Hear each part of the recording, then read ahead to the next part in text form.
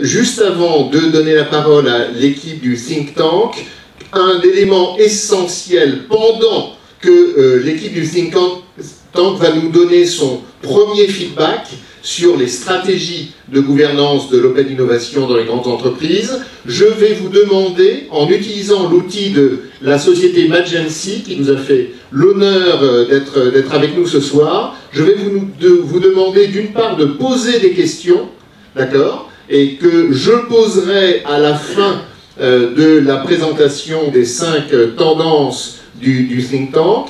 Donc c'est à vous de poser un certain nombre de questions, et l'outil est assez génial parce qu'il permet à chacun d'entre nous dans la salle de voir les questions proposées par tel ou tel d'entre nous et de pouvoir liker pour ainsi me permettre de choisir les questions les plus likées, donc celles qui sont les plus demandées par l'auditoire de ce soir, à la fin de la présentation du think tank.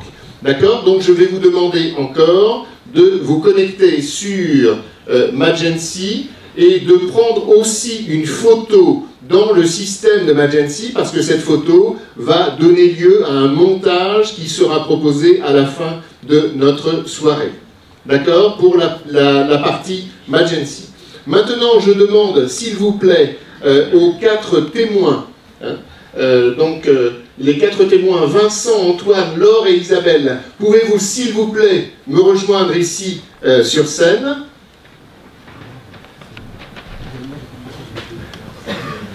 Vincent, welcome. Antoine, heureusement que tu es là. Bonsoir. Laure, great pleasure. Super. Alors, ah oui, c'est top. Il y a 4 micros. Je vous propose de prendre un micro chacun, et par rapport à ce sujet qui nous est proposé par le think tank, vous allez nous servir de témoins et nous donner votre point de vue ce soir. J'aimerais que chacun d'entre vous, en une quarantaine de secondes, explique justement ce que fait son institution. Simplement institution, puis start-up. Donc, Isabelle, please. Voilà, en mettant sur on, c'est bon. Bonsoir, donc Isabelle Zabit, je suis administrateur de Syntec Numérique, où j'ai le plaisir de présider le programme 5000 startups du numérique, et qu'on présidait d'ailleurs le comité santé. Syntec Numérique, eh bien, c'est tout simplement la fédération du numérique, c'est 80% du chiffre d'affaires de ce secteur, c'est 2000 entreprises, 800 startups. Nous les prenons dès les early stage, on pourra y revenir, et 25 grands groupes qui sont très visibles dans le numérique et 100 ETI. Voilà. Super, merci beaucoup Isabelle pour le Syntec. Antoine? Bonsoir, donc moi j'ai fondé une entreprise qui s'appelle Startup Palace. On suit, on accompagne et on finance un peu plus de 150 startups aujourd'hui sur toute la France. Et puis de l'autre côté, on travaille avec près de 70 grandes entreprises et on est finalement un tiers de confiance entre ces deux mondes, entre ces deux types d'acteurs qu'on cherche à faire travailler ensemble, dont voilà, notre volonté c'est de les faire grandir ensemble. Ils ont deux mondes qui ont plein de choses à s'apporter et c'est là notre mission. Merci beaucoup Antoine. Mon ami Laure. Laure Reinhardt, moi je suis directeur des partenariats au sein de la direction innovation de BPI France. Alors BPI France, vous connaissez peut-être. BPI France est la banque publique d'investissement qui finance, qui investit et qui accompagne les entreprises françaises. En 2016, c'est à peu près combien d'investissements? Alors là, j'ai pas complètement révisé. En quelques milliards d'euros? Mais je pense que c'est effectivement quelques milliards d'euros, de l'ordre de 3 à 4 milliards d'euros d'investissement. Mais bon, c'est pas le bon chiffre, donc voilà. Donc je pourrais en reparler si vous voulez. Avec plaisir. Voilà.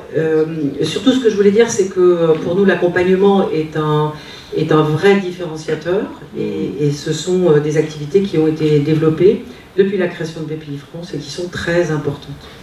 Merci infiniment Laure d'être avec nous ce soir. Vincent, le start-upper français qui est en train de conquérir le monde. Explique-nous. Alors déjà, je suis là ce soir. Donc, bonsoir Vincent Bruno, je suis le fondateur de la société Magency. Donc j'ai créé la solution Magency, qui est une solution collaborative qui permet de pousser l'intelligence collective et de libérer les idées dans les réunions, les événements, au travail. On va d'ailleurs avoir la chance de l'utiliser ce soir. Oui. Donc voilà, et comme c'est écrit sous notre petit logo, la solution Magency, c'est Magic at Work, puisque mon premier métier c'était la magie. Donc, voilà, nous vous offrirons une petite baguette magique. N'oubliez pas de la prendre avant de partir ce soir. À la sortie. Voilà. Okay. Merci infiniment Vincent, merci à vous quatre de nous servir de témoins ce soir. Marie-Christine, je te propose de prendre la parole pour nous faire l'introduction sur le think tank que tu as fondé, et merci infiniment pour tout le travail que tu réalises ici.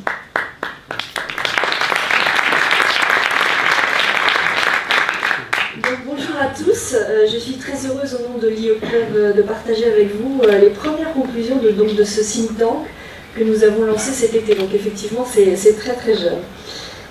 Dans ce think tank, on parle d'innovation ouverte dans les grands groupes. Et juste, je rappelle une petite définition de Henry Chesbourg, qui est le père de l'open innovation, qui dit: l'open innovation désigne les domaines de la recherche et du développement des modes d'innovation fondés sur le partage, la collaboration entre parties prenantes pour accélérer l'innovation. Alors ça ne dit pas grand groupe start-up ou PME innovante ou centre de recherche ou écosystème de l'innovation, mais ça veut dire ça en fait. Et ainsi, avec l'open innovation, les entreprises se mettent en position d'utiliser non seulement leurs idées internes, mais aussi les idées externes pour se développer. Donc l'idée du think tank part d'une aspiration partagée à développer les meilleures pratiques pour la gouvernance de l'open innovation dans les entreprises au plan stratégique, mais aussi au plan opérationnel. Parce qu'en fait, on est parti d'un constat très simple, c'est que l'open innovation est un métier neuf, et qu'aujourd'hui les patrons d'incubateurs, d'accélérateurs ou même d'open innovation dans les BU doivent souvent inventer leur métier au moment de leur prise de fonction. Il existe en fait un vrai besoin pour définir des meilleures pratiques et des guidelines, et c'est bien l'objet de ce think tank. Les nombreuses réalités démontrent que nous ne sommes pas sur un long fleuve tranquille dans ce domaine-là, mais plutôt sur un torrent tumultueux.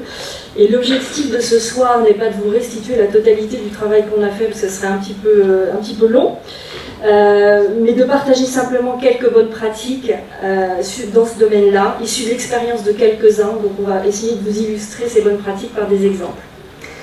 Le premier thème, parce qu'on va aborder plein de thèmes dans ce think tank, est un thème assez ambitieux sur lequel nous avons travaillé et en fait qui permet de poser le décor pour un meilleur alignement entre stratégie, objectif et opération de l'open innovation. Parce qu'on a déjà senti qu'à ce niveau-là, c'était pas toujours totalement aligné. Alors, une fois qu'on a dit ça et qu'on s'est donné cet objectif-là, on s'est dit « Ah oui, mais c'est quand même très très compliqué parce que l'open innovation, c'est quand même un concept très protéiforme qui recouvre des réalités vraiment très différentes d'une entreprise à l'autre. » Ne serait-ce qu'à cause des pressions stratégiques, et je crois que ça a été très très bien illustré précédemment, l'open innovation est différente d'un secteur à l'autre. Par exemple, on constate que les métiers de pur service sont plus susceptibles d'être disruptés, et donc ce sont des grandes banques, ce sont des grandes entreprises postales qui font partie des entreprises qui sont parties les premières parce qu'elles n'avaient pas totalement le choix, un peu par la force des choses. Une fois qu'on a dit ça, leur expérience peut profiter maintenant à d'autres entreprises qui s'y lancent, et donc c'est là-dessus qu'on a travaillé. Alors, par quel bout on prend le sujet? Donc on a quand même commencé par regarder les deux logiques quand on parle d'objectifs, de stratégie et d'opération, les deux logiques qui mènent à des réflexions, c'est celle des enjeux et celle des organisations mises en place.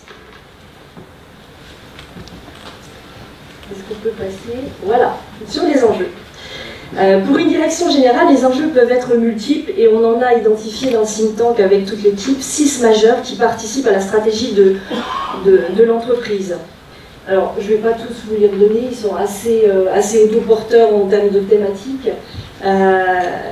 Et ces enjeux, en fait, ce qu'on peut se dire, c'est qu'il n'y a aucune entreprise qui n'en a qu'un à la fois. En général, ils sont combinés entre eux, ce qui donne une certaine complexité de premier niveau. Quand on regarde après, par rapport à ça, les types d'organisation, voilà, Dans le think tank, on en a dénombré 4 modèles, donc 3 qui sont des structures dédiées à l'open innovation et des structures non dédiées. Et quand on voit chacune de ces modèles, elles sont elles-mêmes combinatoires dans la façon de l'exprimer ou de le mettre en opération dans les entreprises. Donc tout ça pour vous dire qu'il est clair qu'à la fois en termes d'enjeux et de type d'opération, nous sommes dans des modèles complexes, souvent multidimensionnels. Et ça ne nous a pas découragés. Donc on s'est dit, il faut qu'on trouve des chemins d'évaluation de la mise en cohérence et de la mise en cohésion de l'open innovation dans les grands groupes. Alors pourquoi ces mots cohérence et cohésion? En fait, nous parlons de cohérence car l'idée n'est pas de remplir des boîtes. Hein, j'ai mis des choses en stratégie, en objectif, en opération, en X ou en Y, mais bien de s'assurer que chacune sert une stratégie énoncée. Et quand on parle de cohésion, c'est encore une autre façon de voir les choses, c'est parce que l'open innovation est un sujet éminemment transverse aux entreprises, et la cohésion humaine est un facteur qui a parfois été sous-estimé dans la mise en place de modèles dans les entreprises, parce que c'est un extrêmement puissant levier d'action, la mise en place de cette cohésion. Donc à ce stade, outre le constat de complexité, nous avons développé un outil d'évaluation. On y est arrivé, d'auto-évaluation, pardon, de la chaîne de valeur de l'open innovation dans les entreprises. Et en fait, l'objectif de cet outil d'auto-évaluation, c'est d'identifier des trous dans la raquette, parce qu'il y en a. Parce qu'il y en a. Autour de cette mise en cohérence et mise en cohésion. Nous avons travaillé sur des exemples concrets, et d'ailleurs les membres du think tank sont des gens qui font partie de grandes entreprises, qui dirigent des pôles d'open innovation ou qui sont des consultants chevronnés. Alors, pour simplifier l'approche, nous avons travaillé sur cette chaîne de valeur sur 5 thèmes de focus. Donc les 2 premiers thèmes, vision et stratégie et objectifs, sont à envisager sous 2 aspects, parce qu'en fait, ça peut se lire à 2 niveaux. C'est la cohérence entre la stratégie et les objectifs de l'open innovation avec ceux plus généraux de l'entreprise. Le deuxième niveau de lecture, c'est la cohérence de cette stratégie et objectifs vis-à-vis des opérations de l'open innovation, que sont les ressources, indicateurs de performance et communication interne et externe. Donc voici, maintenant que j'ai fait mon introduction, je vais laisser la place à des gens de l'art. Donc j'appelle Corinne Tom et Hugues Ancel. Qui ont travaillé avec toi dans le think tank. Merci Corinne et Hugues d'être avec nous ce soir. Et qui vont vous présenter les recommandations par thème de focus. Alors qui est-ce qui... Vision et stratégie. Corinne, le monde entier t'entend. Oui, donc Corinne Tom, je suis d'Ericsson France. Ericsson est une société suédoise et donc Ericsson France est une filiale de cette société. Le métier d'Ericsson, c'est la connectivité en général. Et donc mon poste, j'ai une double casquette. À la base, je suis aux achats, je développe des relations avec nos fournisseurs. Et puis depuis 2 ans, nous avons mis en place un programme d'innovation à Ericsson qui s'est concrétisé par l'ouverture d'un tiers-lieu qu'on appelle le garage et qui est dédié à l'open innovation et qui fait partie d'un réseau plus global, mondial, de 15 garages qui sont installés sur les 5 continents. Et moi, je m'appelle Hugues Ancel, je suis le fondateur et le dirigeant de Starting Post. Starting Post, c'est l'accélérateur de start-up du groupe La Poste. L'objectif, c'est de favoriser la mise en place de partenariats business, de développement entre des startups innovantes et l'ensemble des métiers du groupe. Et donc pour ce faire, on met en place des expérimentations entre l'ensemble des métiers et puis les startups qu'on a détectées.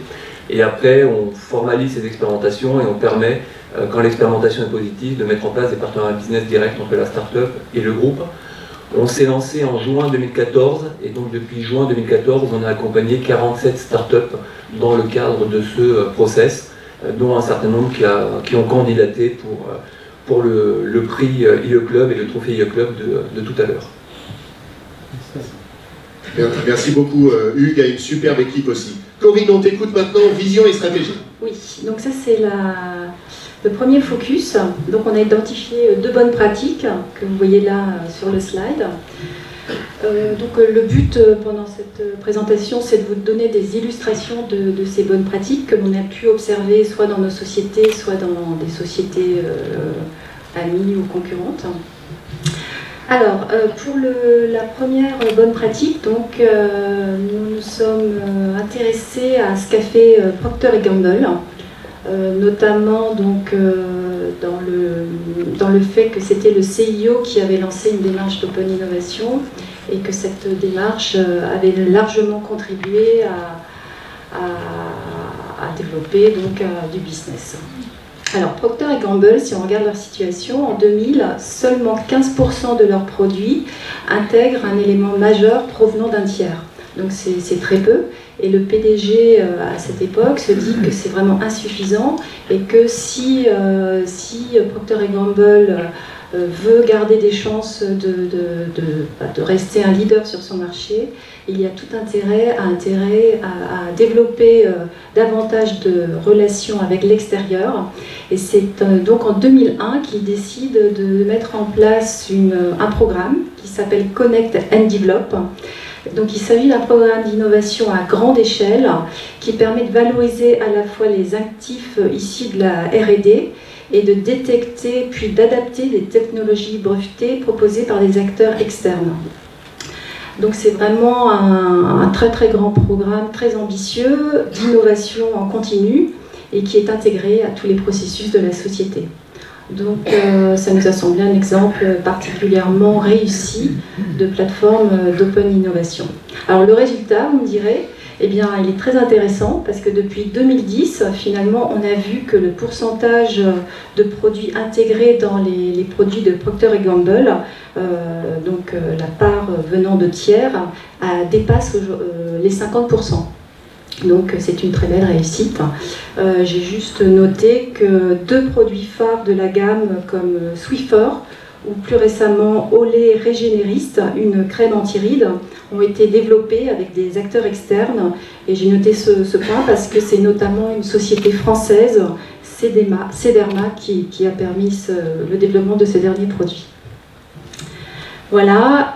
Pour le deuxième point, donc, qui concerne la culture d'entreprise, il nous a semblé intéressant de regarder les cas de Leroy Merlin et de Michelin. Leroy Merlin parce qu'ils ont généralisé la formation du design thinking à tous les niveaux de l'entreprise. Et puis ils ont également diffusé l'esprit maker à travers l'ouverture de 2 tech shops. Le premier dont on a tous entendu parler qui était à Ivry-sur-Seine et puis le 3 mai dernier à Lille. Donc des ateliers collaboratifs avec leurs employés. Michelin aussi est carrément très très fort sur ce domaine. Ils ont énormément de programmes. J'ai juste noté qu'en 2016, sur 61 000 salariés sollicités pour suggérer des améliorations, 24 260 ont saisi la perche, soit près de 40% de participation. Et sur les pratiquement 60 000 idées émises, 26 000 ont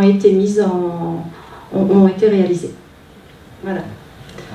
Donc ça c'est la partie vision et stratégie à partir des business cases que tu as étudiés. Procter en tant que pionnier, c'est intéressant d'avoir vu ça sur 10 ans.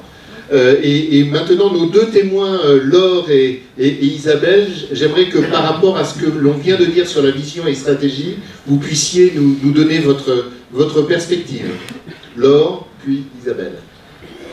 Oui, merci. Alors, effectivement, les solutions pour faire travailler ensemble une grande entreprise et une petite, elles sont nombreuses.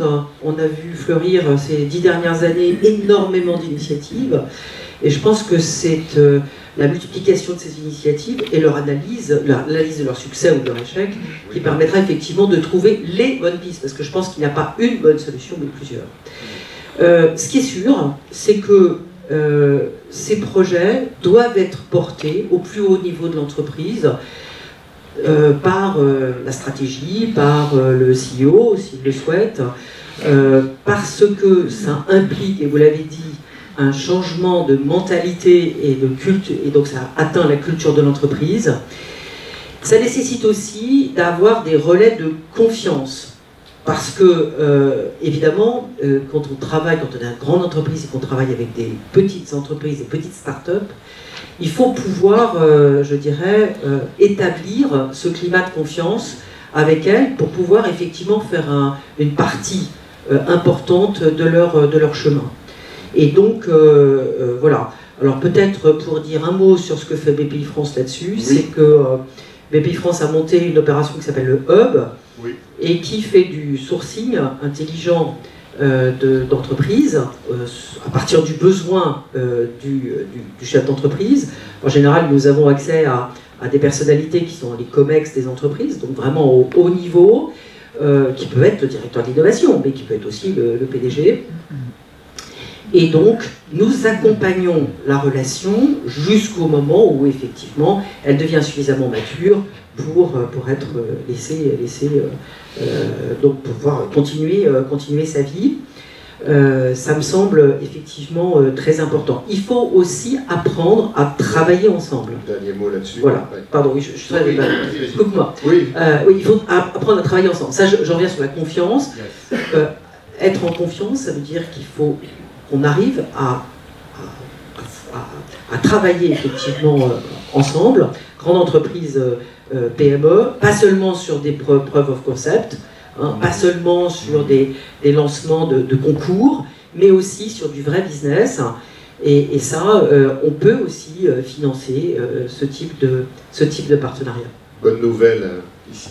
Isabelle, ta réaction puis la posture de Syntec Numérique sur la vision et stratégie. Alors je suis absolument d'accord avec Laure sur les points 1 du sponsorship et 2 du cadre de confiance, ces deux éléments qui me semblent vraiment essentiels et les fondamentaux, les bases. Moi j'ai commencé ma carrière dans le béton, donc je suis dans la base. Donc ce sont deux bases essentielles. Alors au niveau de Syntec Numérique, on se trouve dans un écosystème vraiment numérique où on accueille aussi des entreprises dans le cadre de programme 5000 startups qui utilisent le numérique, parce que je n'ai pas voulu qu'on ferme cette porte-là à l'heure où on proclame à nos clients qu'on doit travailler avec le métier. Donc en fait, ça tombait sous le sens, évidemment, mais elles doivent évidemment avoir une fibre numérique importante. Et on a des grands groupes du numérique qui ont tous, peu ou prou, une solution d'accélérateur, incubateur. Donc qu'est-ce qu'on peut offrir davantage en tant que fédération du numérique? Oui. C'est déjà le fait, dans le numérique, qu'il y a une complexité de solutions et un besoin de ressources qui est très, très vaste, et quelque part, chacun se cherche. Hein. Et puis, ce cadre de confiance que Laure a évoqué, il n'est pas toujours simple, parce qu'il y a beaucoup de startups qui ont eu quand même des blessures de guerre, j'allais dire, en travaillant avec des grands groupes. Et ça, il faut aussi le comprendre et l'intégrer dans la dynamique. Alors j'ai fait quelque chose d'assez amusant finalement. J'ai fait pitcher les grands groupes façon start-up, c'est-à-dire qu'on a fait l'inverse de l'habitude. Le reverse pitch. Voilà, le reverse pitch. On a passé un moment particulièrement intéressant. Alors j'aurais donné 7 minutes, ce qui est très généreux. Je dis les start-up, on leur donne 3 ou 4 minutes. Donc ils ont trouvé déjà que c'était très compliqué. Et je leur ai demandé en fait d'exprimer comment ils voyaient leur collaboration avec les startups, et j'ai fait réagir des startups. Tu as enregistré ça? Alors malheureusement, ça a été mon grand regret, parce qu'il y a eu mais bon, on en retire des grandes leçons, et justement, on monte une dynamique d'open innovation au sein de la fédération, parce qu'on voit qu'on peut apporter justement ce plus. Et pour rebondir sur ce que Laure disait sur le cadre de confiance, moi je milite beaucoup pour le fait de trouver des thématiques communes pour travailler ensemble, où il n'y a pas forcément au départ un intérêt business, mais ça doit déboucher à l'arrivée sur du business. Oui. Mais c'est en mettant ensemble les mains dans le cambouis que la confiance peut, à mon sens, s'établir. Merci beaucoup Isabelle. Béatrice, objectif, s'il te plaît. Merci. Hugues, on t'écoute. Ok, est-ce que le micro est en marche? Oui, parfait. Donc premier point, c'est sur les objectifs liés au projet d'Open Innovation. Alors premier objectif qui est évident quand on fait de l'Open Innovation, c'est comment on arrive à développer le chiffre d'affaires de l'entreprise. C'est-à-dire que plutôt que de prendre la vague de l'ubérisation et la vague disruptive de la numérisation en pleine face, on arrive à surfer dessus. Et pour surfer dessus, quand on a un grand groupe, ça peut être pratique de travailler avec des startups pour justement lancer des nouveaux produits ou enrichir les offres de produits existantes de l'ensemble des business units du groupe. Donc ça, c'est un premier sujet, c'est l'augmentation du chiffre d'affaires. Un deuxième sujet, un deuxième objectif du côté de l'innovation ouverte avec les startups, c'est tout ce qui est améliorer la relation client. Donc ça n'a pas forcément un impact direct sur le chiffre d'affaires, mais avec le digital, avec le numérique, avec l'agilité des startups, il y a plein de sujets à explorer qui nous permettent de mieux communiquer au quotidien avec les clients, d'avoir plus d'interactions avec eux. Je ne parle pas que des chatbots, il y a plein d'autres choses là-dessus. Et ça, c'est aussi un sujet et un objectif que doivent prendre en compte les départements Open Innovation. Troisième sujet, c'est le sujet basique de l'efficacité, de la productivité, et comment, en injectant de l'innovation et de l'innovation ouverte dans l'ensemble de l'entreprise, on arrive à optimiser les process internes et à faire mieux et plus efficacement que ce qu'on faisait précédemment. Donc, troisième objectif. Un objectif un petit peu particulier et plutôt récent, c'est comment l'open innovation permet de créer des écosystèmes et permet de trouver des partenaires. À l'heure actuelle, on sait bien que les entreprises sont de plus en plus des entreprises plateformes qui ont des échanges et qui créent des écosystèmes autour de leurs produits. Et c'est en créant des écosystèmes autour de ces produits qu'on arrive à générer le plus de valeur. Donc l'exemple phare là-dessus, c'est forcément Apple, iOS, et puis la multitude de vendeurs d'applications sur Apple. Et à chaque fois qu'une application est vendue, il y en a 30% qui repartent dans la poche d'Apple. Donc la question, c'est comment on arrive à créer des écosystèmes autour de ces produits pour enrichir la valeur. Et l'open innovation, ça peut être un sujet ou un outil qui permet justement de créer cet écosystème de partenaires autour de ces produits. Et enfin, dernier point, c'est tout l'aspect éveil, c'est-à-dire en travaillant avec des startups, en travaillant avec des accélérateurs de startups ou des accompagnateurs de startups, forcément, de manière induite, ça fait de la veille, ça permet de détecter les usages et tendances avant qu'elles ne soient encore totalement présentes sur le marché, et ça permet d'anticiper sur l'ensemble de ces usages. Et pour finir, sur l'aspect chiffre d'affaires, j'ai juste cité des exemples précis d'entreprises qui ont objectivé sur l'innovation. Donc on a un petit peu parlé de Procter & Gamble tout à l'heure. On a aussi des groupes comme Total ou comme L'Oréal qui, dans leur objectif de chiffre d'affaires ou dans leurs objectifs de marge, se donnent des objectifs précis de quel est le pourcentage de mon chiffre d'affaires qui est fait avec des produits qui n'existait pas il y a un an, qui n'existait pas il y a 2 ans, etc. etc. C'est un moyen de stimuler l'innovation dans l'ensemble des business units. Merci Hugues. Et je reprends la main, en fait, je continue la main. Vas-y, vas-y. En termes de structuration des programmes d'open innovation, l'idée c'est que les grands groupes, effectivement, on a beaucoup de programmes. Au fur et à mesure, on arrivera à poser ce qui marche et les bonnes pratiques émergeront. Et en particulier, on peut avoir une spécialisation des programmes en fonction des objectifs. Donc pour reprendre l'exemple du groupe La Poste, au sein du groupe La Poste, on va avoir French IoT, qui a vocation à créer un écosystème autour des objets connectés et de l'IoT qui permet d'apporter une valeur supplémentaire et de créer de la valeur autour du hub numérique, donc une offre de produits du groupe La Poste qui permet de faire échanger entre eux les objets connectés au foyer ou dans un contexte B2B. On a Time to Test, qui est un dispositif d'open innovation qui travaille sur les actifs de la branche service courrier-colis du groupe, c'est-à-dire qu'il va permettre aux startups de travailler avec les actifs que représentent les facteurs par exemple, et l'ensemble des véhicules qui tournent toute la France. On a Starting Post, qui est un dispositif qui vise le développement du business, c'est-à-dire qu'on va trouver des startups qui permettront de travailler avec des business units pour augmenter le chiffre d'affaires en injectant de l'innovation en provenance de startups.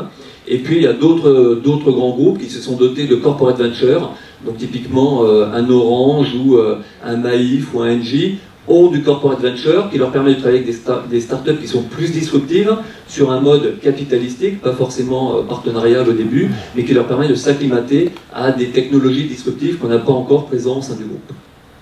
Merci. Merci beaucoup Hugues. Nos témoins maintenant sur le sujet des objectifs. Tu as encore un objectif à partager avec nous ? Vas-y. Vas-y, prends le pouvoir. Donc il reste la partie tempo, oui, qu'on voulait illustrer avec la vue d'Ericsson, puisque la stratégie d'innovation d'Ericsson est basée sur 3 horizons. L'horizon 1, donc, qui est l'horizon court terme, court-moyen terme, qui est plutôt le lot de la R&D, donc avec tout le travail qui est fait sur la 5G, la IoT, le cloud. L'horizon 2, c'est plutôt les garages, qui eux travaillent donc en open innovation. Dans tous les cas, on essaie d'intégrer un client et un partenaire dans nos cas d'usage. Et donc on travaille sur des activités connexes bien sûr à la stratégie d'Ericsson, mais on va plus loin que les technologies que j'ai citées précédemment.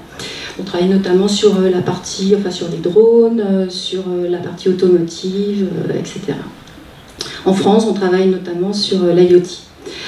Et puis l'horizon 3, donc, qui est là plus l'apanage d'un groupe qu'on appelle Chino, Chief Innovation Office, et qui lui se consacre davantage à l'innovation de rupture et qui a également une mission de corporate venture. Merci beaucoup Corinne. Parmi nos témoins, Laure pour BPI France et Antoine pour Startup Palace, merci de votre réaction et de vos éclairages sur le sujet objectif. Alors, les objectifs, effectivement, on peut les chiffrer et on peut les identifier comme des objectifs de chiffre d'affaires, etc. Ouais, j'ai essayé de réfléchir plutôt à la connexion entre votre tempo et les différentes actions qui peuvent être menées par des grandes entreprises pour intégrer finalement l'ensemble du savoir-faire, l'ensemble des compétences et la richesse des startups. Alors pour moi, il y a 3 tempos qui sont un peu similaires à ceux que vous avez donnés, mais pas tout à fait. Le premier, c'est du court terme, c'est ce que j'appelle le niveau 1, et donc là, il s'agit de bénéficier pour la grande entreprise ou la plus grande entreprise de la veille, de la connaissance, d'avoir un pas d'avance sur les tendances du futur.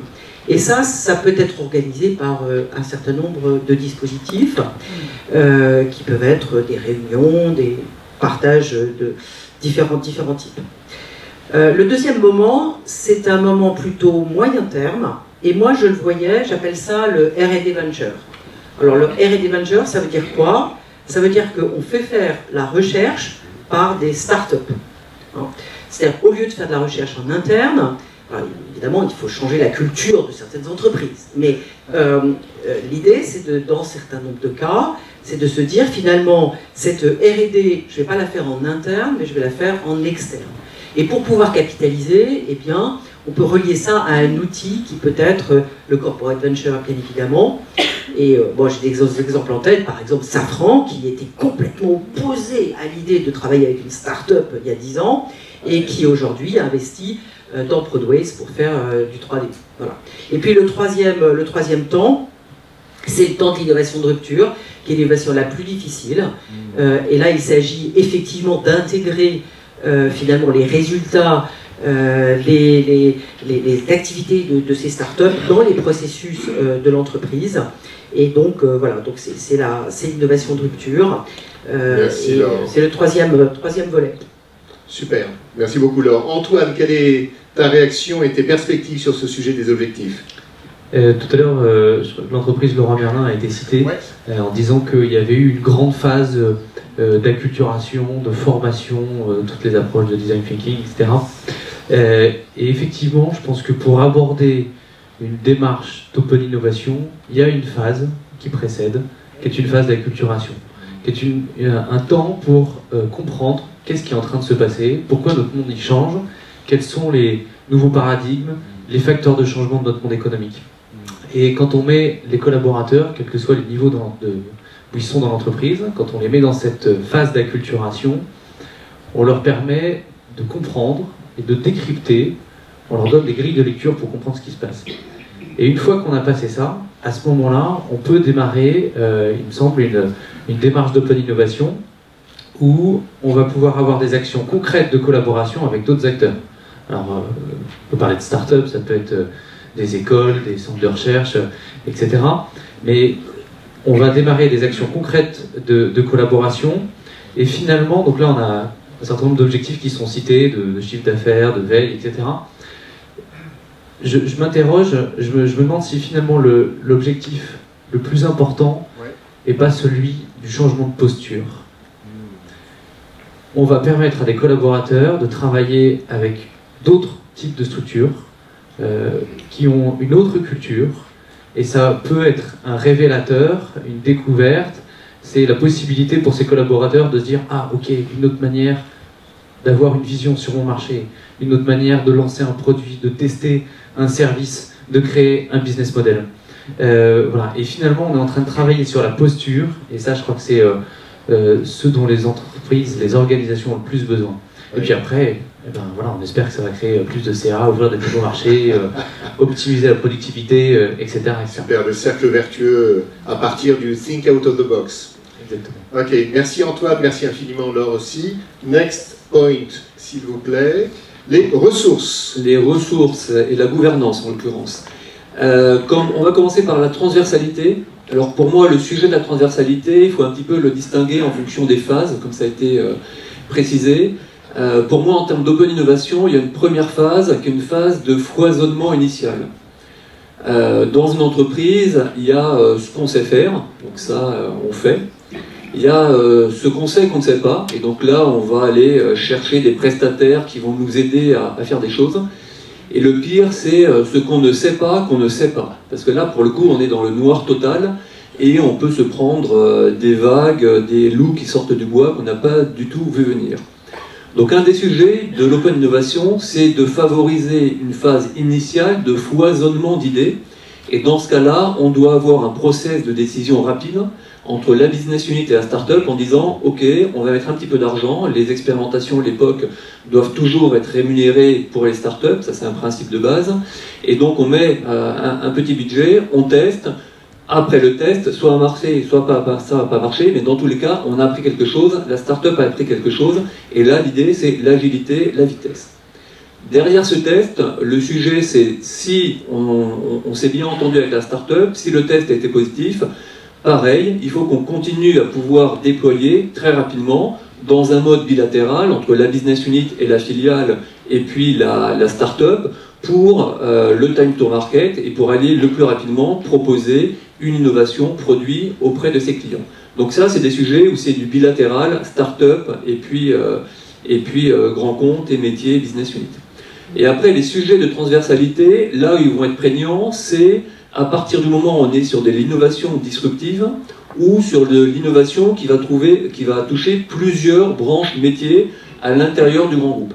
Et là, effectivement, il est important dans la phase de test et puis après dans la phase de préparation du déploiement, d'impliquer l'ensemble des personnes et qu'on ait une gouvernance précise sur voilà le pipe de projet que j'ai en entrée et voilà la prise de décision que je vais mettre en œuvre qui va permettre de sélectionner les projets qui vont le plus transformer le groupe.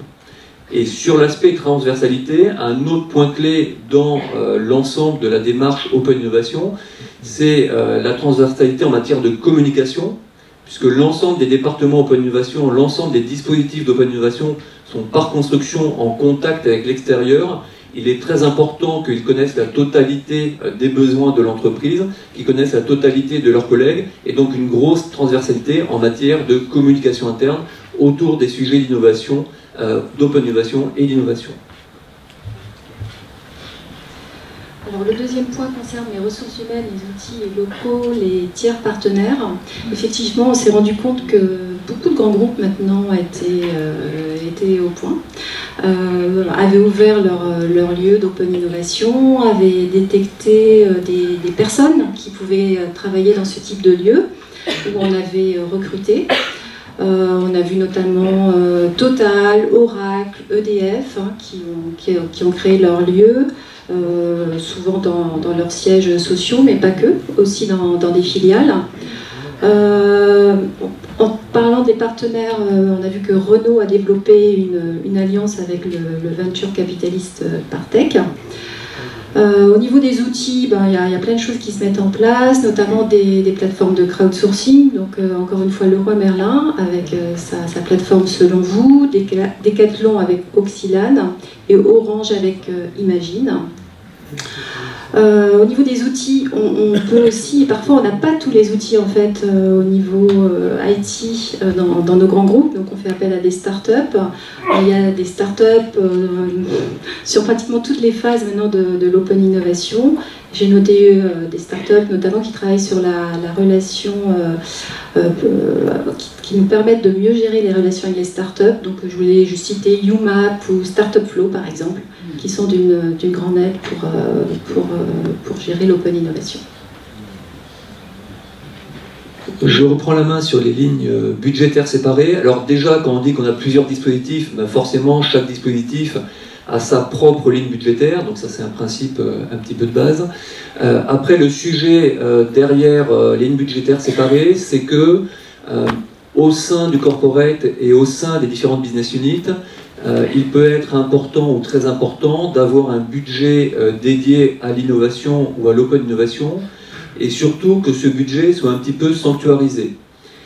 L'innovation, c'est pour préparer l'avenir, c'est pour préparer les années N+3, N+5. Si par un mauvais réflexe, le contrôleur de gestion d'une filiale dit bah, je vais enlever le budget innovation et donc je vais atteindre mes objectifs court terme en sacrifiant un petit peu la démarche moyen terme, c'est sûr que sur le court terme ça peut payer, sur le moyen terme c'est beaucoup moins efficace. Donc l'aspect d'être capable de sanctuariser du budget innovation, c'est quelque chose qui me paraît très important, et j'en profite pour rappeler, pour affirmer que globalement l'open innovation c'est un moyen d'innover qui est relativement peu coûteux, puisque globalement l'ensemble du process de R&D, l'ensemble du process de positionnement marketing a déjà été pris en charge par la start-up. Donc le point qu'attendent les startups avec les grands comptes, c'est de pouvoir tester leurs produits,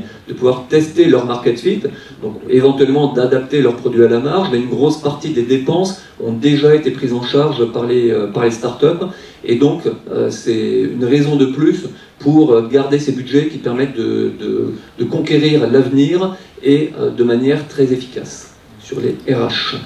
Superbe travail de fond, hein. Merci beaucoup de partager tout votre travail déjà. Essayez de 1 minute, 1 minute et demie pour conclure ça. Ah ok.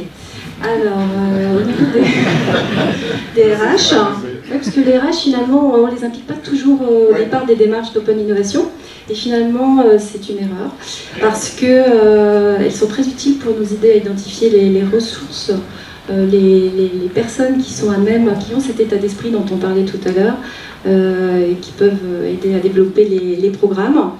Alors, on a noté qu'à la BNP notamment, ils avaient fait de gros efforts pour développer cette nouvelle compétence, et puis même modifier leurs critères de recrutement.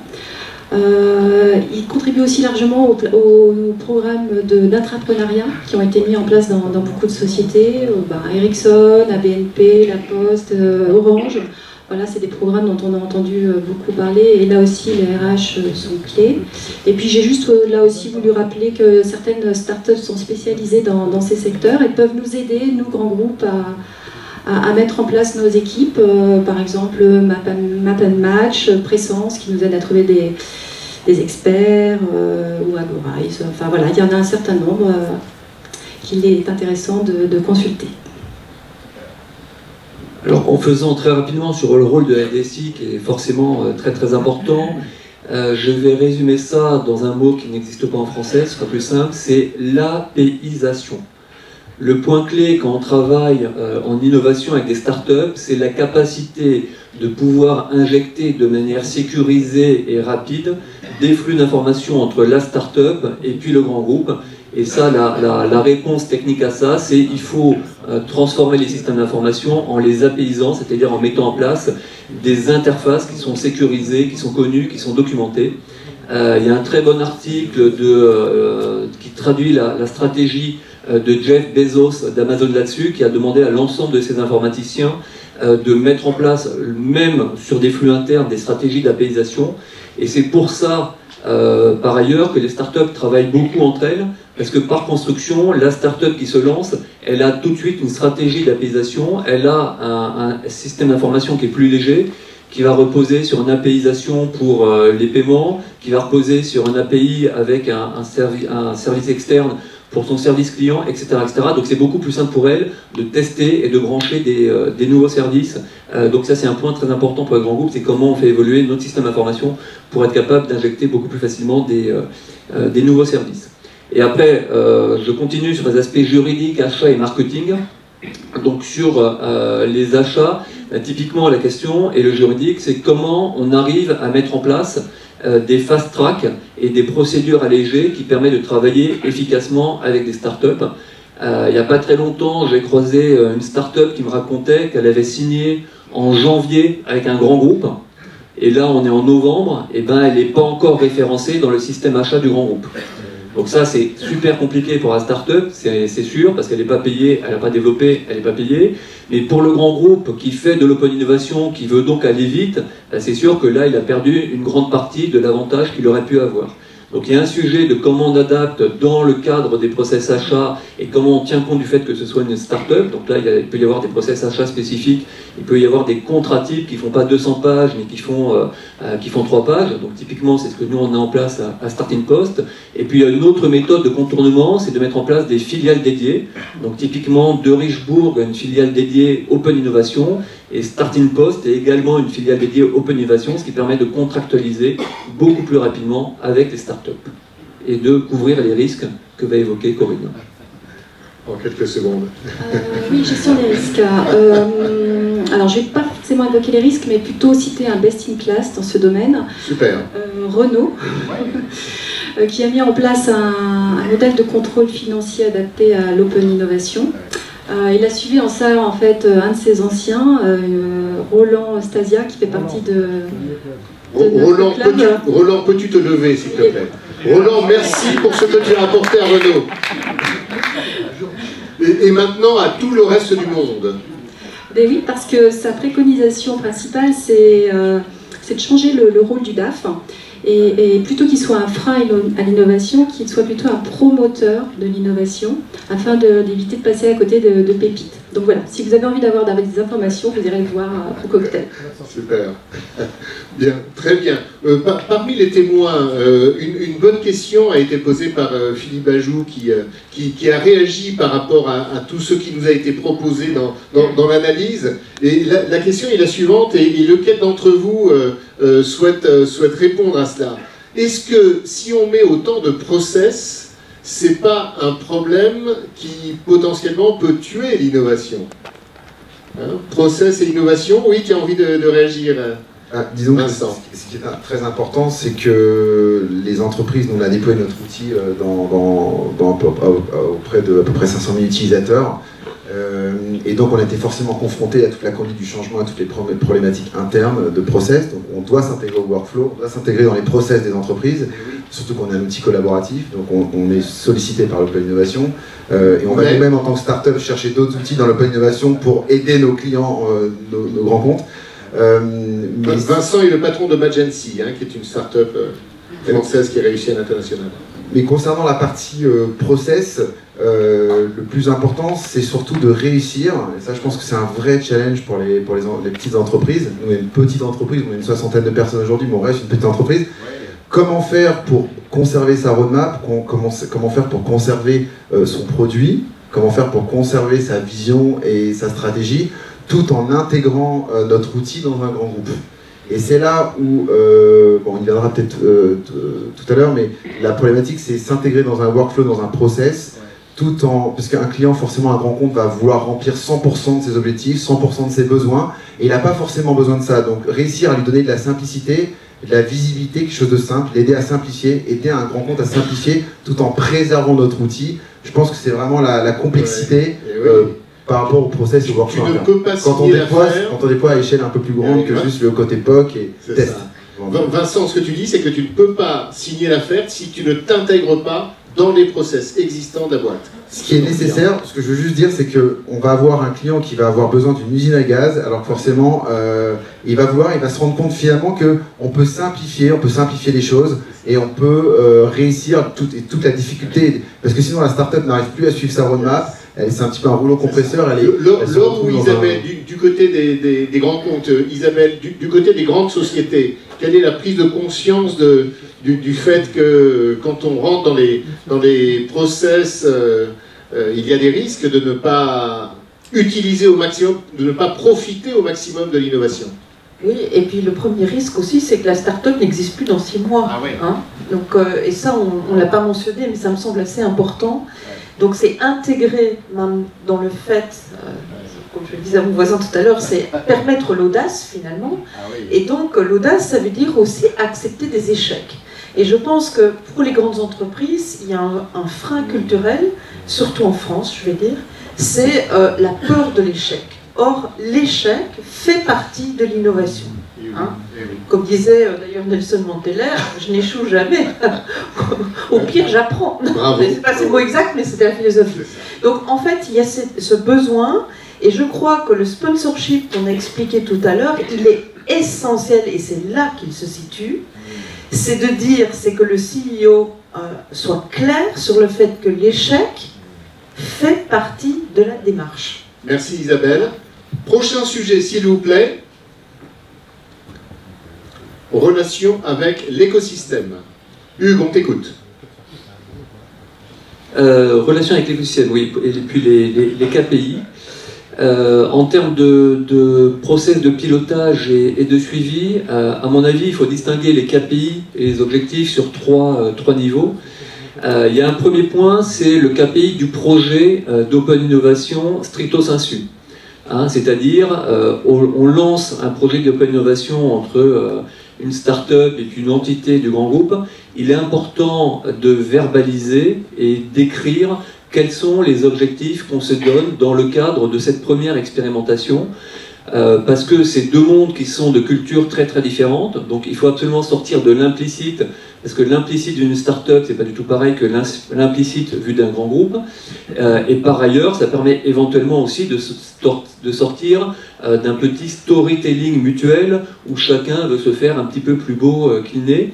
Donc un point clé, c'est de se donner des objectifs et des KPI précis pour chacun des projets.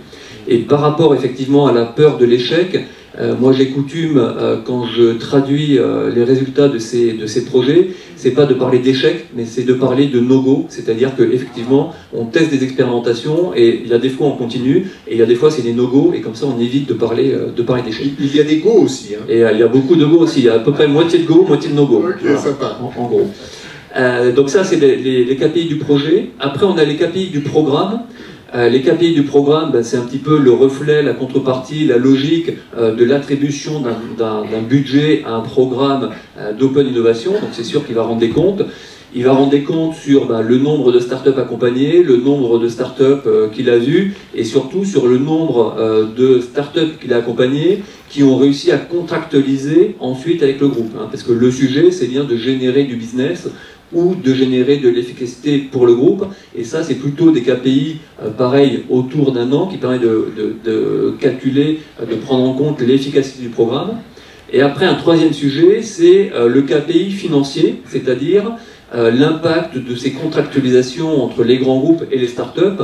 Qu'est-ce que ça génère vraiment en termes d'économie ou en termes de développement de la marge et du chiffre d'affaires. Merci beaucoup, Hugues. Et là, c'est pas entièrement totalement fini. Encore et une ça c'est un sujet qu'il faut regarder sur le moyen terme, c'est-à-dire sur 3 à 5 ans. Quand on travaille avec une toute petite start-up, avant qu'on arrive à faire du chiffre d'affaires un petit peu significatif, ça va prendre du temps. Donc relevons les compteurs en termes de chiffre d'affaires, en termes de coûts, en se donnant le temps que le projet s'enracine et se déploie.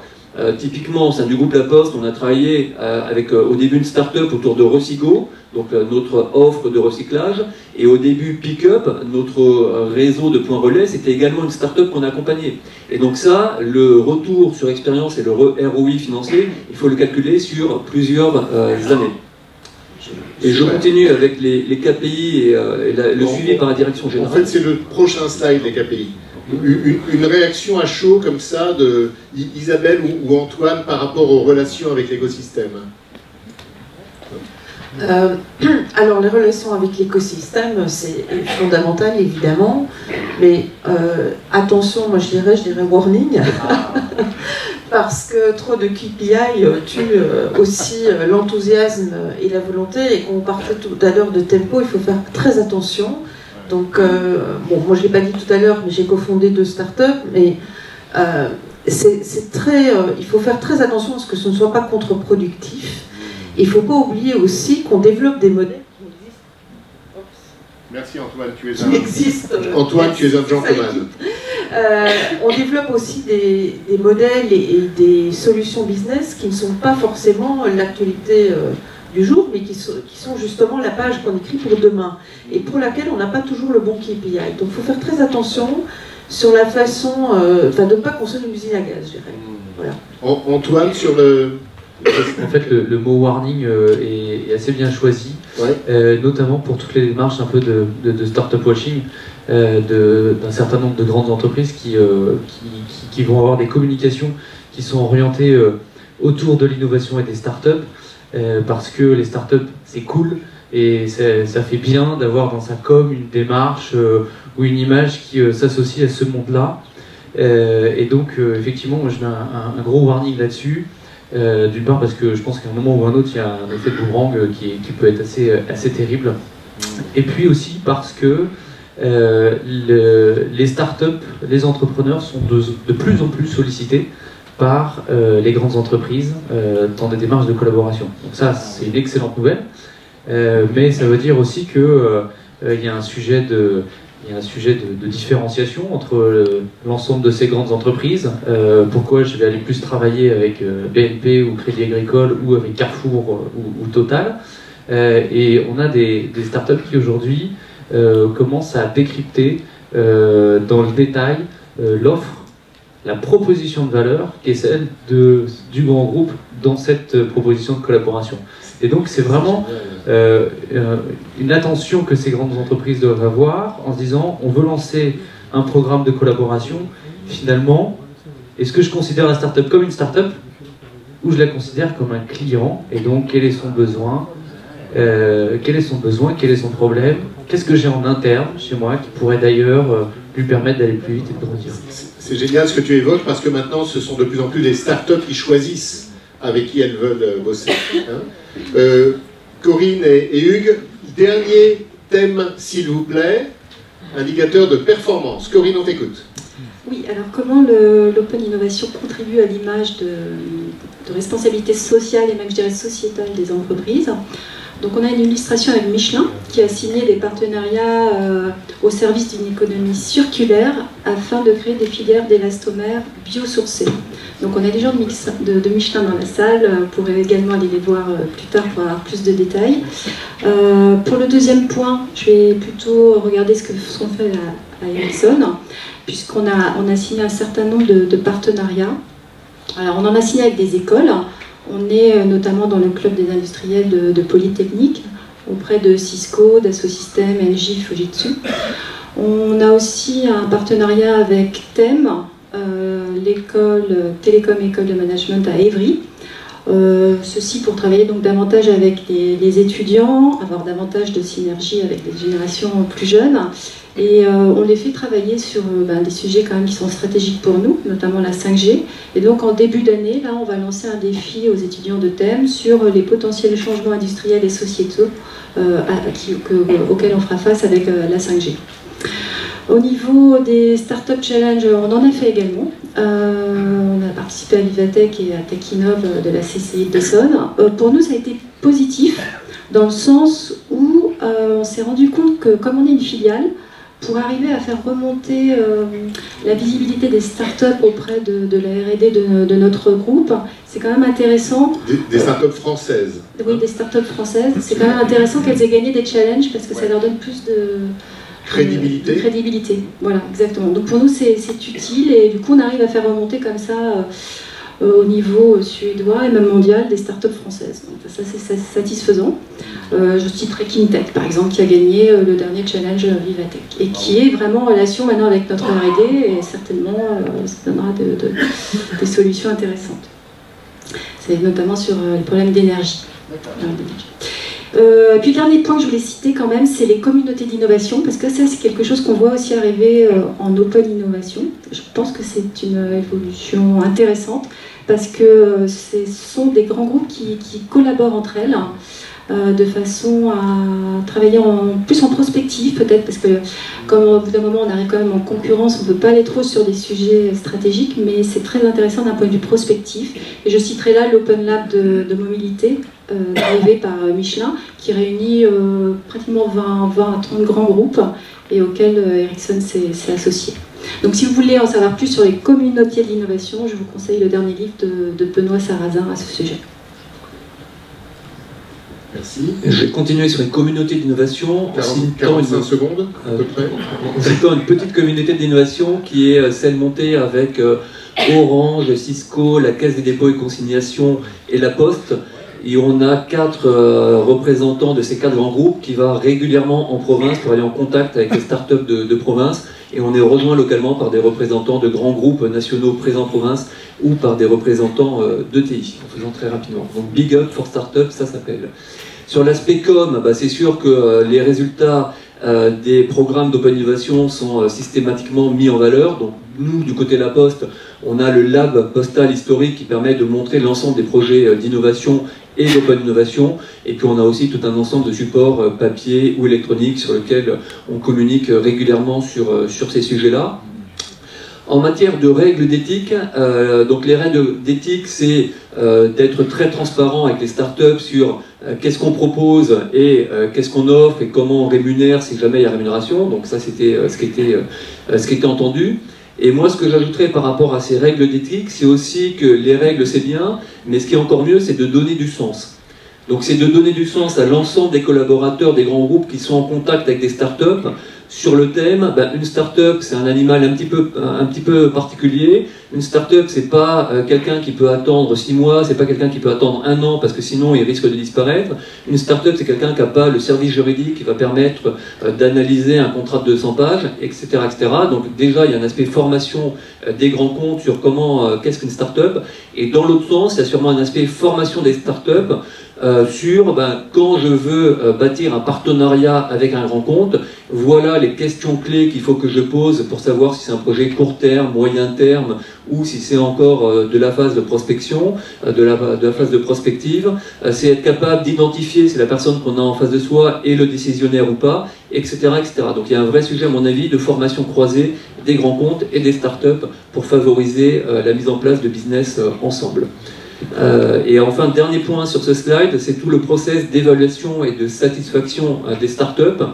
Donc il y a un sujet individuel où pour le coup l'ensemble des dispositifs d'Open Innovation qui sont en contact directement avec les startups, bien évidemment ils ont un feedback réel et terrain de comment ça se passe entre le groupe et la startup. Et puis après on a un certain nombre de dispositifs plus institutionnels et en particulier Pacte PME qui fait des sondages sur les relations grands comptes, enfin grandes entreprises et puis PME, et qui est un sujet sur l'innovation. Et ce qui est intéressant de noter, c'est que pour 80% des PME qui répondent, elles sont très satisfaites ou satisfaites sur les aspects de propriété intellectuelle. Donc dans le fantasme, les startups ont peur de se faire piquer leur propriété intellectuelle par les grands comptes, et dans les faits, en fait, ça se passe plutôt bien vu de 80% des répondants. Et dans l'autre sens, le gros point amélioré, c'est qu'on a plus de 50% des PME innovantes qui répondent, qui ne sont pas satisfaits sur le niveau de financement par les grands comptes des phases d'expérimentation ou des phases de prototypage. Donc le gros sujet de relation start-up-grand compte, c'est maintenant être capable de mettre un petit peu d'argent pour ne pas faire travailler les start-up gratuitement. Merci Hugues. C'est très fort. Quel travail. Laure, Vincent, Vincent, on t'écoute sur ta réaction sur les indicateurs de performance vu du start-upper. Alors, vu du start-upper, vu de la petite entreprise, pour nous la satisfaction la plus importante, le KPI le plus important, c'est la satisfaction client. Et ça va vraiment pour simplifier vraiment, parce qu'on n'a pas beaucoup de temps, en 3 axes pour nous, c'est être sûr que les exécutifs, que la vision soit vraiment bien portée sur le projet, que le produit, l'intégration de ce produit. Deuxièmement, c'est s'assurer d'une bonne intégration du produit dans les process du client. On parlait de process tout à l'heure, être sûr qu'on n'est pas à côté de la plaque et que le produit s'intègre bien et qu'il n'y a pas d'erreur, que ça fonctionne bien avec l'existant. Et dans un troisième temps, c'est faire des collaborateurs et des utilisateurs des superstars. faire en sorte que les utilisateurs qui vont utiliser le produit, qui vont utiliser l'outil, qui vont utiliser l'innovation au sein du groupe, se sentent valorisés, qu'ils soient formés à l'outil. Et ces 3 paramètres, on s'est rendu compte avec l'expérience, avec les années, en 5 ans, que si l'un de ces 3 paramètres ne fonctionne pas, le projet capote. C'est-à-dire que si on a un comité exécutif qui porte le projet, mais que derrière les collaborateurs ne sont pas formés, ne sont pas accompagnés, ça ne fonctionne pas. Si c'est mal intégré dans le process, mais qu'on a des exécutifs qui sont à fond et qu'on a aussi des collaborateurs qui utilisent l'outil, ça ne fonctionne pas. Donc ces 3 paramètres pour nous sont ces 3 paramètres de qualité de KPI qui sont la satisfaction de notre client final, qui vont faire qu'on a vu des projets, au bout de 2 ans s'arrêter, recommencer à zéro le même projet, et ça va coûter 2 voire 3 fois le prix. Donc on n'est plus dans du POC ou du Proof of Concept, on a déployé, on s'est installé, et pourtant on va quand même recommencer. Donc maintenant on évite toutes ces problématiques. Et ça c'est l'expérience. Ça c'est voilà les KPI. Merci beaucoup Vincent. Laure, ton dernier témoignage pour l'instant. Je suis complètement d'accord avec ce qui a été dit. Effectivement, il n'y a pas que le flux financier et les flux de manière générale entre les startups, les PME et les grandes entreprises qui comptent. Il faut aller évidemment beaucoup plus loin. Et moi j'ajouterais quelque chose qui se rapproche un petit peu de ce que disait Vincent il y a une seconde, qui est la mesure de la diffusion en fait de la technologie ou du service ou de l'usage dans l'entreprise, et la mesure donc de cette diffusion qui permet quelque part de faire adhérer l'ensemble de l'entreprise à la solution qui est apportée, peut-être en top-down, qui est quelquefois un petit peu pénible pour les gens qui ont travaillé depuis longtemps sur des sujets comme ça. Voilà ce que je rajouterais. Génial. Marie-Christine, peux-tu s'il te plaît nous rejoindre? Et on va choisir 2-3 questions. Est-il possible ici de montrer les questions du public, s'il vous plaît, grâce à l'outil Magency? Merci beaucoup Vincent. Et les questions qui ont été le plus likées, moi j'en ai une qui a même 17. Comment ça se fait? Ah oui, je la vois. Celle qui a 17. Vous voyez ici avec moi, les boards et Codir créent les freins à l'open innovation à cause des pressions financières à court terme. Comment échapper à cet écueil des pressions financières à court terme? Est-ce que quelqu'un a la baguette magique pour ça? Marie-Christine. Oui, on a évoqué les différents types d'indicateurs et celui financier est vraisemblablement un des plus importants. Dans les solutions, c'est clairement ce qui a été déjà dit d'une certaine façon, c'est-à-dire identifier des projets, des programmes avec des lignes budgétaires clairement isolées, et surtout ne pas mettre en place les systèmes de contrôle de gestion appliqués au reste de l'entreprise sur ces projets-là, de façon à pouvoir avoir des éléments. Typiquement, on a parlé tout à l'heure de la démarche qu'avait entreprise Renault, et ce que disait Roland, c'est que la Mégane ne serait jamais sortie si ils avaient appliqué dès le départ les critères de gestion habituels de création, de développement de produits. Donc à partir de ce moment-là, il n'y a pas de baguette magique, c'est là encore des décisions structurelles de l'entreprise et de sa direction qui dit si je pars vraiment dans l'innovation, je sanctuarise un certain nombre de choses. Dernière question pour finir la partie think tank. Quel est votre lien avec des think tanks internationaux qui ont déjà des retours d'expérience? Merci Marie-Christine pour ta démarche et ton initiative de création de ce think tank et animation. Vous avez fait un travail gigantesque tous ensemble. Y a-t-il déjà on démarre justement cette démarche. On essaie déjà de rassembler autour de nous un certain nombre d'initiatives françaises, ce qui est déjà, et les exemples des gens qui sont sur ce panel aujourd'hui, à part Vincent, sont les exemples typiques des gens qu'on approche pour essayer de rassembler nos efforts et pas de multiplier ce genre d'initiatives chacun de notre côté. Donc on a déjà un travail qu'on est en train de construire pour la France. Et je dirais qu'aujourd'hui, on n'a pas encore abordé cette collaboration internationale, mais elle est forcément dans nos projets. Toutes les autres questions, je vous donnerai l'adresse email de Marie-Christine, vous pourrez la lui poser. Vous avez fait un travail gigantesque au niveau du think tank de l'IE Club dans la gouvernance de l'open innovation. Merci beaucoup. Merci beaucoup. Si on peut passer le le slide suivant. En fait, on a quand même beaucoup de personnalités de l'Open Innovation qui sont contributeurs de cette initiative. Mais soyez les bienvenus si vous voulez nous rejoindre également, parce que plus d'intelligence, c'est plus de La porte est ouverte. Voilà. Merci, en effet, rejoignez le club et rejoignez le think tank. Mesdames et messieurs, merci infiniment. Je vous propose de laisser vos micros ici.